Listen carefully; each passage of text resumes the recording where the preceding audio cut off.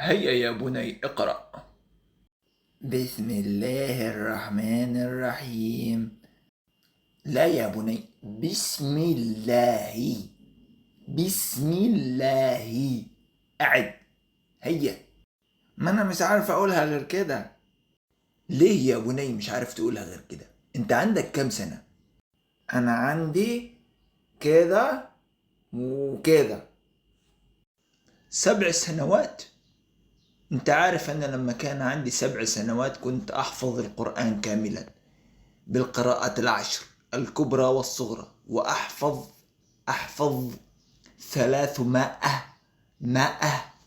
حديث، وأحفظ متن جدرية،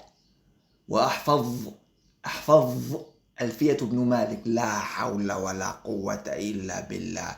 ماذا جرى في شباب هذا اليوم؟ ما انا لسه بتعلم يا عمو. يوه خلاص مش هحفظ تاني.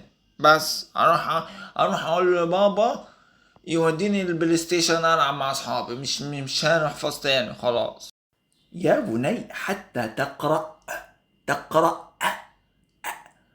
يجب أن تكون مجازا في قراءة حفص. أولا حفص لا تقرأ دون أن تكون مجازا. انت بتقول ايه يا عمو؟ يوه